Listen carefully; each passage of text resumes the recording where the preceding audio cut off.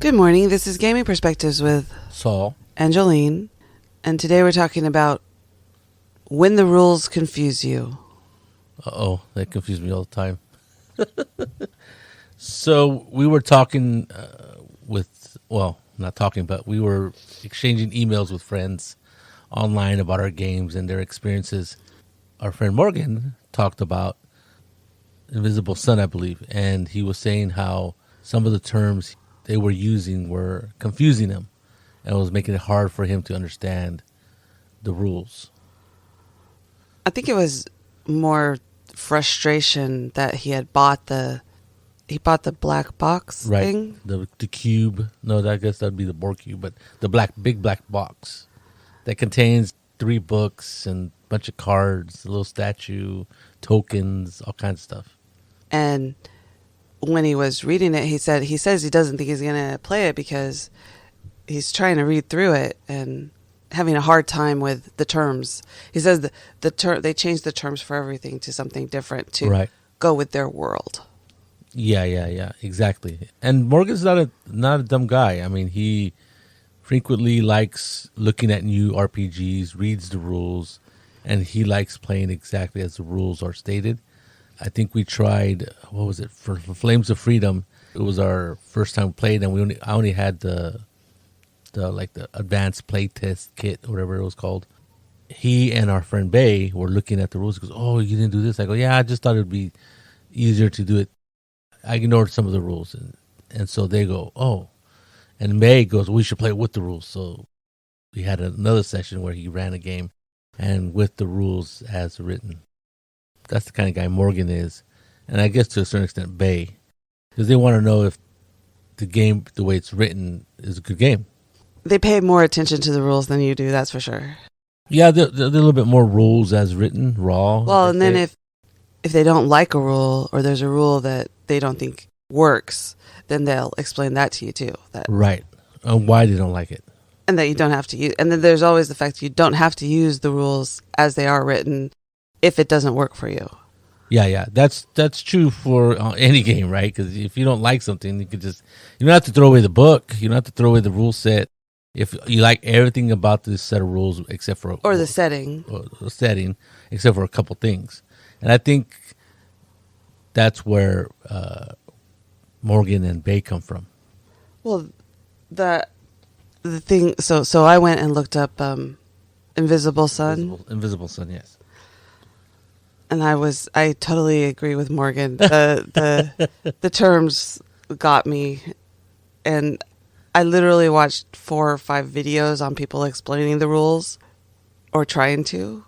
Yeah. It was very, very hard because I was very confused. So in this game, basically you're a magic user. Yeah. They don't call it a magic user. They call it a Vistile, something like that. But that's also your player character. Right. It took me about 2 hours to figure that out. That's how they refer to a player character and like the title that you are, kind of. Because, okay, so as a player character, you're called a Vistile, and all player characters are wizards, theoretically. But they didn't want to use that term, I guess. Right. I think that's what it was. And I think one of the things that I read in Morgan's email was that when you change the common terms that everybody goes by and knows for role-playing games, then it makes it a lot harder to figure out what's going on. I mean, not hard, like you can read it, but you got to make like a chart. This means this in this world, right? Or you just have, depending on how many terms we're talking about, you have to remember to have like an internal translator what those are. And sooner or later, hopefully, I guess according to Monty Cook's idea, you stop thinking in old terms like player character. You actually start thinking that Vistile is this term that you use, and because you use it, you're more immersed in the world, and in the game that he created. Now, we're not really picking on Monty Cook or Invisible Sun. There's a lot of games that usually change terms for the setting. A big one is the GM, right? In the original D&D is DM, for Dungeon Master. And then people going, well, we're not really playing in the dungeons. And then what about other games that don't have any dungeons? So they call it Game Master. And then White Wolf comes along and says, well, we're not really, that doesn't fit what our role as a game referee. That was another term, referee, in the world. So they call their DM the storyteller. And everybody has their own term for the GM. Call it Cthulhu calls their GM the keeper. The keeper of wisdom or knowledge. Yeah, exactly. And then, like, for example, the One Ring calls their GM the lore master. So I understand, and there's and certain terms like that, I understand why they would want to change it, because GM doesn't evoke this idea of what the word of the world is from, but they don't change the term player character. But also, even if you forget what the name of for that particular game, what they want to call the game master, right? Nobody at the table is going to be confused if somebody says the game master or GM, right? No, I don't think I've never seen somebody say, "No, refer to me as a lore master," right? I mean, you'd have to be a real buffoon to do that, I think, or full of yourself. So that problem with terms that Morgan had made it more confusing for him to understand the rules, because I don't think it was confused. I think it was more frustrating for him. Okay, you say frustrating, right? And I think that's what it was. It was frustrating for him to try to remember all these terms that had changed from normal stuff, what he called normal terms, to these weird terms that were like in-game terms, right? Well, and I don't know if he referred to it or if somebody else did, but when you want to be IP specific, okay, I think that's okay. But when you want to change when I was doing the research on this one, I looked up tabletop role-playing game terminology, right? And I got this. In fact, Saul was with me when I turned on one video, and this lady was literally explaining the simple terms like GM, DM. What'd she say? Like 37 of them? Yeah, I didn't watch all 37 of them because I was like, okay. Because she was just literally going, GM is the game master, DM is the dungeon master, PC is the player character. I'm like, okay, this is pretty basic stuff. That was really basic, right? But when you're looking at new games, I think it goes back to terminology, goes back to whatever game you started playing with, probably. Like if you started playing D&D, then you're gonna think of everything as what's your ability score, what's the number you're looking for, right? What's the to-hit number or something? I agree. What's the AC? And I always hear when we're playing in other games, I always hear people use whatever terminology they're used to using, but It's easy to translate because it basically goes from one game to another. But sometimes it's confusing if you don't know what game they're talking about. Like a lot of times they interchange the word Benny for plot point or whatever, like a fate chip or right. Benny is specifically to Savage Worlds. Yes. And so the first time I heard that, I wasn't sure what they were talking about because I haven't really played Savage Worlds. I don't think you have played Savage Worlds at all. No. So we never used that term Benny before. So the first time I heard someone use it, I was like, what are they? And I was like sitting there going, trying to figure out what they were talking about. That omelet or something? As the game was going on. And then the game master said something like, oh, yes, you can use a fate point or something. And I was like, oh, okay. Got it. Now the gears are turning. Yeah, so this for us, for me and Jolene, we were talking about it. And so it kind of it widened quite a bit, but the subject and what we were talking about. And another, well, I have them backwards, but let's continue talking about terms. I think the problem is with Monty Cook is that he just wants you to get immersed in his world or in that world that he's created. And so he changes all these terms to get you into that world, to help you become or immerse and what is it, the buy-in from the players and even the GM, the narrator. Technically in that game, I'm not sure there is a GM because... No, I think there is. Yeah, but the things that I was reading and listening to, they were saying that GM is really part of is really just another player character, something like that. I was a little confused by what I was reading. So I'm pretty sure there is one because I know one of our friends, Matt, really likes that game or really likes Monte Cook games, so he was running the game.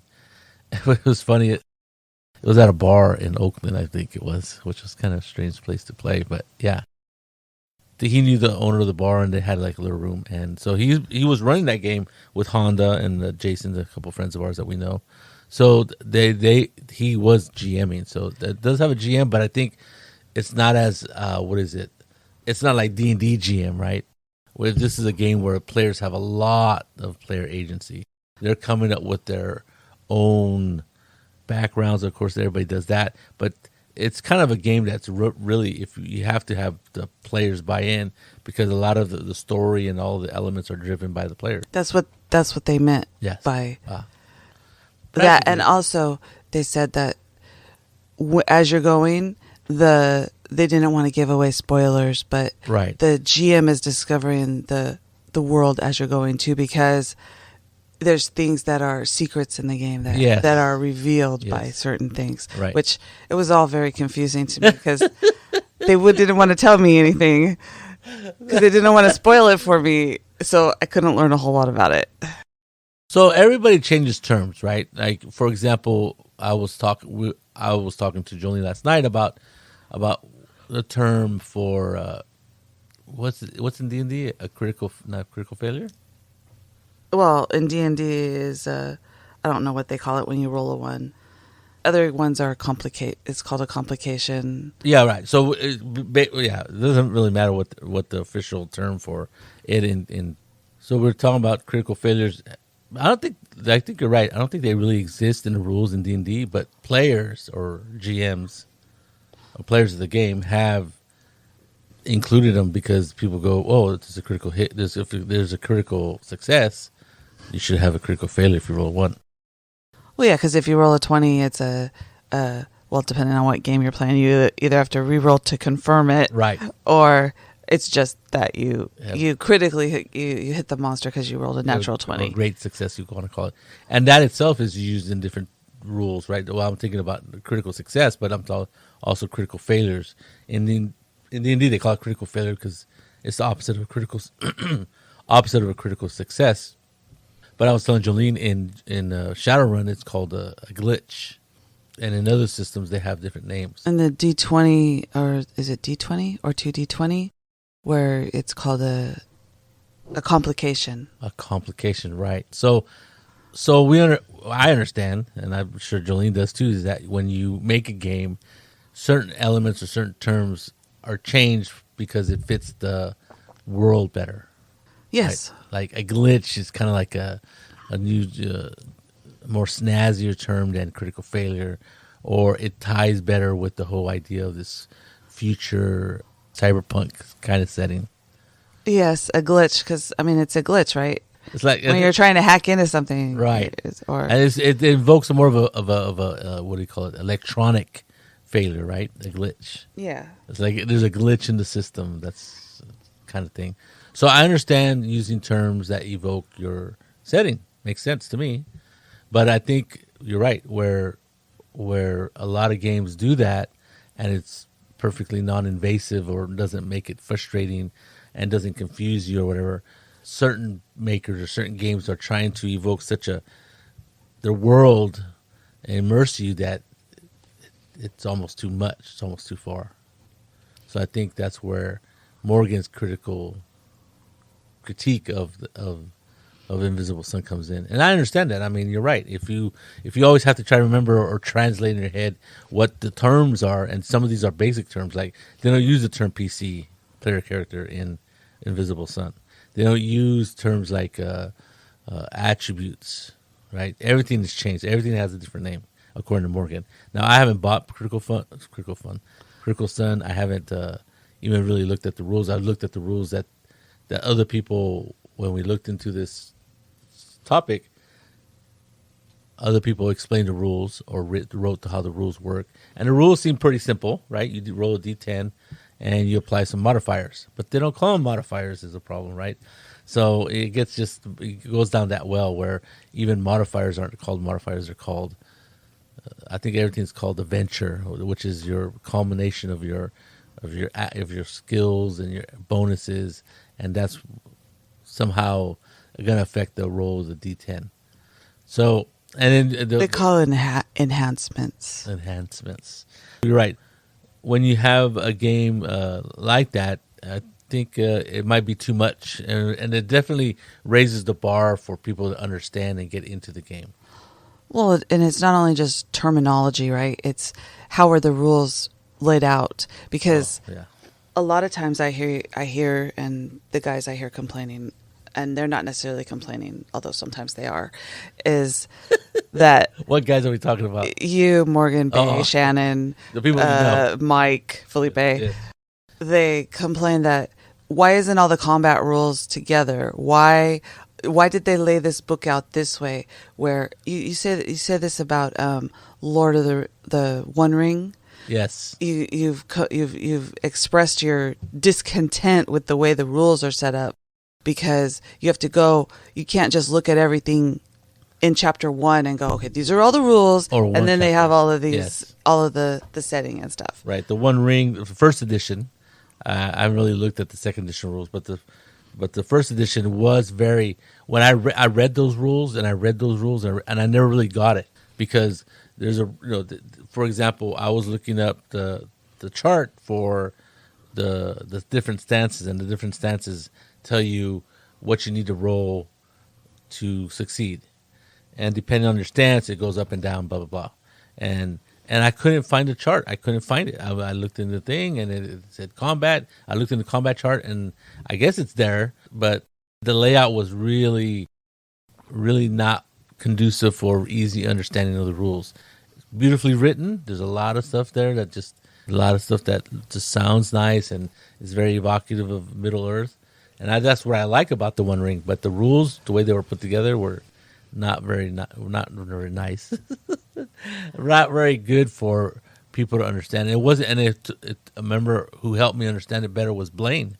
Blaine I had given him the set of rules because I was giving them to all my friends, because they weren't really sought after. The game didn't really do well, at least here. But when Saul wants to play a game, he'll go onto eBay or somewhere and find used books and give them out. Well, with that one, I remember I went to I went to a lot of gamer flea markets and stuff, and somebody's had it for $10. I'm gonna buy it for $10. $10. I gave one to Felipe. I gave one to Blaine. I think I even gave one to Shannon. So they were pretty cheap. So not so much now, but yeah, it's weird what happens. Anyway, well, go on. No, so anyway, so like I said, I couldn't suss out the rules. It wasn't clicking with me. Not all rule and game books. The rules are not always easy. Right. Shadowrun is very crunchy system. Very complex. And you literally have to figure out where your stuff in the book is, what you need to know, and then mark it if you have an actual book, or highlight it or whatever if you're using a PDF, or know what the page numbers are. That one is because it's so complex. I mean complex as in there's a lot of systems, and everything.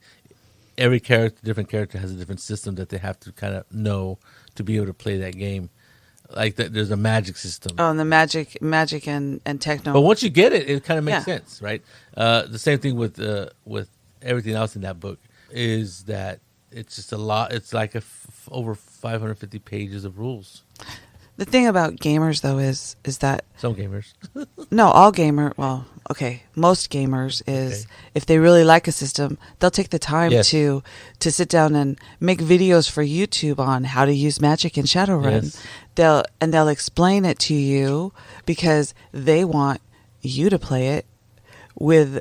No, not necessarily with them because they don't know you, but they are trying to, maybe they made it for their friends so their friends would know what to do. Right. Specifically for Shadowrun, there was a guy who was drawing little pictures, like little, not animated, but little like stick figures. And as he's explaining the rules and writing down the rules on real simply done, fantastic. A lot of times I would refer to that guy that guy's YouTube channel and look at the rules to see how things work. And it was great. And I think you're right. The reason they do that is because they absolutely love the game and they want people to play and experience the game. And they know that there's this bar of entry, right? Yes. To playing. But if you can get past that bar, you can have a lot of fun. I think that one of the easiest and best examples of rule book making is probably Savage Worlds. The Savage Worlds Explorers Edition. There was a little book. It costed like $10-12, and it had all the rules you needed to play.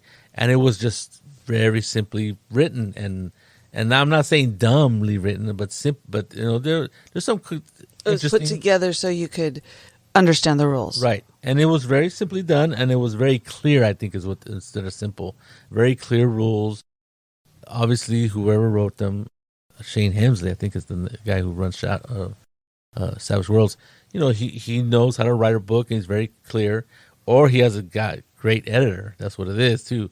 So, but even then, there was some mix-ups, and there was some things that were off a little bit that I had to correct in my.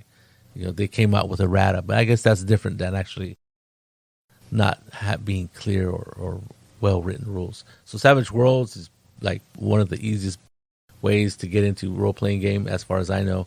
And then there's like Shadowrun and probably Invisible Sun out there too. Though the game concepts aren't the game concept. The game mechanic isn't hard.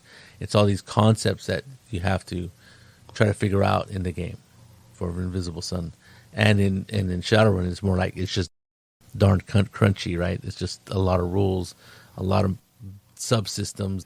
And I remember there's a rule for grenades in hallways, and they call it crunchy salsa, right? Chunky salsa, right? Because it has to do with the explosions and having it bounce the way that off it's going to work and come back at you in the force. And one of the things that I've noticed is that like when we're playing on Roll20 because of the pandemic and stuff, I got to discover that like when we played the Lindworm. Oh yeah. Remember Bay and Morgan made those sheets on Roll20 yes, so that you could understand exactly where you were, what you could do, because it was specific to the setting. Yes. And I thought that was pretty cool because they took the time to actually put it up there, right? You had to, because we were kind of confused. And then also for the One Ring, I've only played it once, but there was the chart that I don't know if you found whoever put it up. It was an actual chart of your stance and what you could do, because Saul was confused by what you were supposed to be able to do. So there was a chart. I wasn't confused by that time. I kind of knew there, but even then, you're right. At that point, even I forgot that depending on a certain stance, you can do other things than try to fight somebody. Like if you're in a forward stance, like in the forward stance fighting, you could try to use your awe to frighten the monster or whatever is attacking you, and use your presence to attack, right? A presence attack. Yell at them saying, if you do not quit, I will behead all of you and put you on stakes. But it also means if you're in the forward position that you're easier to hit. Exactly. And in a backward stance, there's certain things you can do, or in the defensive stance, you could try to break their weapon or make them drop their weapon and stuff. So I forgot about those, and hardly anybody ever utilized them. And I think Bay put them up so you could do something else other than attack, other than use your weapon and. Well, at least so you would. It's right there, so you can look at it and have see. An option. Yeah. So I really do like that. I think we kind of touched upon it a little bit, rules wise. The layout is that another thing that Morgan complained about. We're not really picking on Invisible Sun, but he doesn't like overall, and I kind of agree with him, is rules mixed in with flavor text, right? Like usually nowadays, there's at the very beginning of a rule book, especially if it's a real artsy rule book, they either have like a little novella, like the introduction of a character who's doing something extraordinary. In Shadowrun, he's running and jumping and picking up a job and talking to whatever. So they do a little story, and sometimes they follow that story throughout the book. For example, what I'm trying to remember a book that where at the very beginning they say we're going to make this character, along with you to help you understand the rules of making a character. But a lot of times, not a lot of times, but a few times, book writers or game designers, they'll write flavor text and mix it in with the rules. And Morgan doesn't like that, right? Because then you're like, okay, just like you said, I want a chapter with the rules. Give me that chapter rules and nothing else. You can still have flavor text and stuff like that before, after, it sparse throughout the book. But I want to know what the rules are, and they all should be in one place. They shouldn't be over here in this description of this character, and then not in the rules of combat. There was one book that did that. I really liked it. It's a small independent publisher, the Feral Games or Feral Gamers. I think they're out of England. They made a game called Ghost Ops, and I really liked the game. It's a modern, like, special forces type of game. But a lot of the rules were in the character creation, and if you went to a certain type of branch of service, there was rules in there, and there weren't in the combat rules and all the combat rules. So unless you read that rule in that particular branch of service, you wouldn't see it and you wouldn't know about it. Which, when I was looking at the reviews, and I actually contacted him somehow, and he made a second edition. And so when people were making comments about a second edition on Kickstarter and on Drive Through RPG, he goes, I'm coming out with a second edition. He goes, and a lot of people said, will you please keep all the rules in one place? And then he was like frustrated because I had mentioned that, and I think I was chatting with him somehow, and he goes, yes. He goes, don't worry, I got that loud and clear. Well, that is one of the biggest frustrations for me when someone is going, I want to know where the rules are, because I'm trying to figure out the rules for my character. Yes. And how am I supposed to know if the rule is somewhere else that I can or can't do that? Right. And that is not a very good put together book, because the last thing you need to do, or last thing you want to do, is characters flipping through books and getting frustrated trying to find something that they read. And that does happen. I know, I read it somewhere. Right. And we've heard it, right? We've heard it. I've said it. I'm the one going, I know I read this. I just don't know where. I just can't find it. So exactly, I think that is the epitome of what, like you said, frustration is what Morgan was having, and that really, it's going to put you off from wanting to play this game. And it did. Invisible Sun, he goes, and I don't know if I want to go through the hassle of telling all my players all this stuff, right? And that's the biggest thing, because Morgan likes to run games, right? Right. And he likes to run new games, and he likes to help people experience new settings and stuff. And I totally agree with him, because the videos I watched, the people it took 30 minutes to get to actually what the terms were. And then I was so frustrated, I turned off the video because I was a little tired, and I was like going, I don't even want to know. I don't want to play this game because there's too much stuff to figure out. Right. So do you want to sit there for an hour explaining to your players what the terms are so that they know what they're reading? I think the guy who was explaining Invisible Sunset, it was a 2-hour video. Yes, it was. And he was going through it slowly to help you, to make sure you could understand what you were doing so you could get to the fun part of playing the game. To me, he seemed a little bit unorganized for trying to explain the game system, because he was... I don't know about that. That's what it seemed like to me. But even him, who had played the game and he had the idea that he could explain the game, it was still even me, I was like, whoa. He was more organized than the other people I was watching. There's some very heavy concepts that you have to get to play this game. So the flavor text and rules, I think, is terrible. There's other things like the way it's laid out. Some people like the two lines in the book. Some people like one whole page of text in a paragraph. And then they got these things called with sidebars and text boxes and stuff that like highlight rules that you don't want to miss and stuff. I'm not too critical of layout, but I understand the idea of it. If you are a graphic artist or layout artist, it would bug the heck out of you sometimes with the way these books are made. I'm not that critical. I don't have that kind of eye, but I have heard that certain books, or certain types of rules, and certain layouts are conducive for better understanding and easier reading.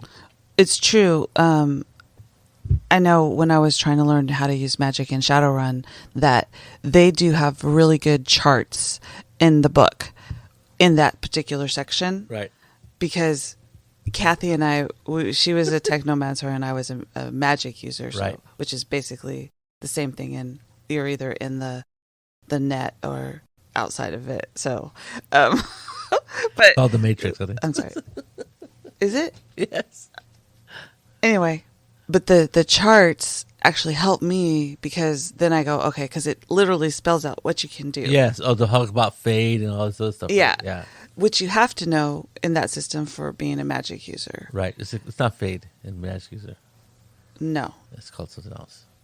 But what's funny is that once you understood the system for magic, the Technomancer is exactly the same thing. Yes, with different terms. With different terms, right? But it's also laid out exactly the same way. Well, that's what I meant. So you could figure. Yeah, once you figured out magic, you were like, and I'm like, and I think I told you, I go, it kind of reminds me of magic. She goes, when we're trying to figure out the Technomancer, she goes, yeah, you're right. The fade is the same as I forget what it's called, exhaustion or whatever it's called. In for the magic user, and so you were able to explain it to Kathy, even though I don't think Kathy really got it, but she no, she did because I made her watch the videos, and once she started watching the videos with the little stick figures, that was for Monty Cook. I think he owns his own company. He's his own publisher. He's been writing books since D&D for a long time. He's made like Planescape. He was involved in 3.0. He's been around for a long time, and it's kind of like maybe you don't want to upset him by saying, well, this doesn't look too good, Monty, and then you're fired or something. I don't know what he's like. He seems like a nice guy, but when you're the boss of everything, sometimes your ideas, you go wild with your ideas, and probably there's nobody there who's going to want to tell you no or like criticize, oh, this doesn't seem to work very well. Maybe something like that's happening, I don't know, but definitely it's very confusing even for an experienced gamer like Morgan. Like Morgan is not a simple, I didn't say simple, a new game player. He's not new to role-playing games. He's read a lot of books. He's read a lot of RPGs. He's run a lot of RPGs. He's very good at running games. I think he's one of the better RPG game masters I know. He runs a lot of Call of Cthulhu, and it's very evocative of the whole genre of like being scared to die or go insane. He ran this game called like I think you can lose an insanity if you're scared to die or go insane. I'm sure you can. He does like Call of Cthulhu, but he's run other games and some really good games. I forget, one was like Time Stop or some time traveler game. Oh my god, I forgot the name of the game. But he's really, like I'm saying, he's very experienced and he's really smart. So the frustration, it's that. So obviously, if something's frustrating Morgan, it could be there's a problem, right? There's a problem in the rules, unless it's just certain things don't click, right? No, I think it was just basically his only frustration was he didn't like the way that the terms were changed. I think he would like the system once he figures out. Isn't it close to the same system as Numenera? Yeah, except it's a D10. I guess they were talking. Yeah. All the articles I read were saying that. Oh wow! Because it's the same system. Is it the Cipher system? Yeah, that's the one. But it's changed a little bit because instead of a D20, it's a D10 system. Things like that, right? Yeah, there's less modifiers because it's a lot less numbers. Yeah. So I think the takeaway is, if you're going to write an RPG, we're not saying you have to use the terms that everybody already used to make it clear. What we're saying is sometimes you don't have to change like a player character, even though you really want to evoke a certain genre or a certain feeling. And mixing your flavor text with rules is probably never a good idea, simply because it's hard to find rules in flavor text. I think in one sense you're not wrong, but I think that Invisible Sun specifically, they did change the terms because they wanted you to be immersed in this world. Yeah. They wanted it to be totally different experience. So a lot of the people that I read the reviews they really like the ideas, but a lot of them had to get used to the terms. And so getting your players up to speed like involves making a chart so that the terminology doesn't bog the people down so they don't know what's going on. Right. I don't think it was written badly or anything. I think they did it specifically the way they did it so that everything would be different and you would be playing a totally different kind of game versus D&D. They didn't want to have anything that resembled. This was just my takeaway from it because I didn't read the rules. One, I don't think Saul spent the $99 on the PDFs, so I couldn't read them. But I think that it was done this way on purpose. I don't think it was because sometimes when people are writing rules for games, they do it a certain way. They lay it out the way they think makes sense. Yes. And I think with this one and the changing of the terminology, that they actually did that to make the experience totally different from any other gaming. And I think that's the problem, right? When you're I don't think it's a problem. Well, for beginning people to play.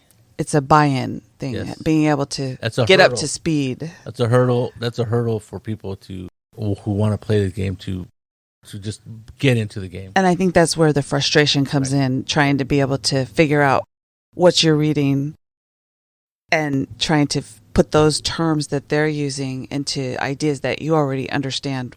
If it's not called a player character, then that could be a problem for you if that's what you're used to. Yes. And it takes you a while to figure out that this is the term they use instead of this. Right. Instead of the traditional terms. Yes. No, I agree. I think there's a lot of games out there who have hurdles to the bar of entry. Yeah. Right. Shadowrun is one. This one is another, but for completely different reasons. Right. Shadowrun is just there's a lot of subsystems, there's a lot of crunchiness, and this one there's not a lot of crunch because it's a D10. You apply some modifiers and you have to hit a target number. But it will take you a while to figure that part out. Yes. So, I think, in my opinion, if you want people to play and you want to be successful, well, he sold a lot of these boxes, right? They're sold out. You have to. They're on pre-order now, so a lot of people want to buy this game, and that's success there. But at the same time, it's not going to be a huge success and take over like D&D, right? Because of the knowledge you need to play the game, right? Right. I'm sure maybe there's quick start rules. The same thing with Shadowrun's 5th edition.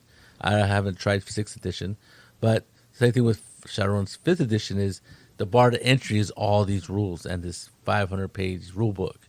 And there's a lot of flavor text and stories and stuff in there, but there is also a lot of rules. I remember reading the combat rules over and over again going, I can't believe I don't understand what's going on in this game.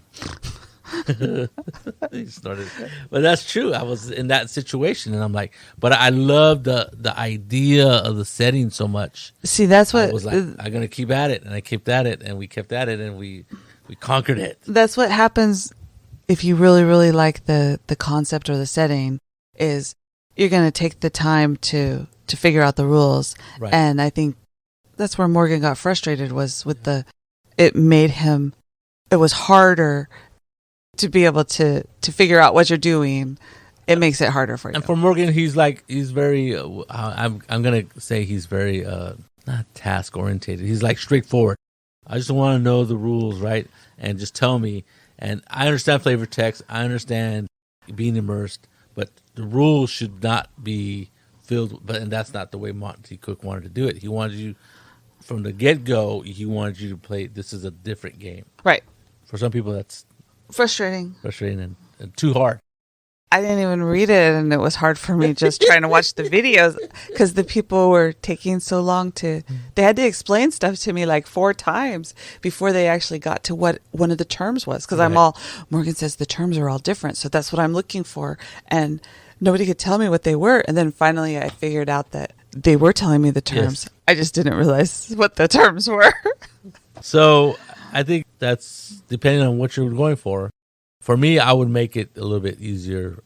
I would always, if you want to sell a lot of books and get a lot more people to play, the bar of entry has to be lower than Shadowrun and Invisible Sun, unless you're just aiming at a specific a specific gamer market, right? Somebody who has a lot of experience, somebody who really likes this kind of genre, and they'll read every rule, they'll try to figure everything out to play this game. It's kind of like me with Shadowrun and with the One Ring, because the One Ring was, like I said, it was a little bit of a chore to play or to understand, but it's possible, it's doable. So it all depends on how much you really want to play that game. I think that's right. So if there's a game you want to play, the rules are not necessarily the easiest thing in the world. Just keep going and you can do it. Watch some videos, maybe. That might help. Yes. Or might not. There you go. This is Gaming Perspectives with Saul and Jolene. You have a good day.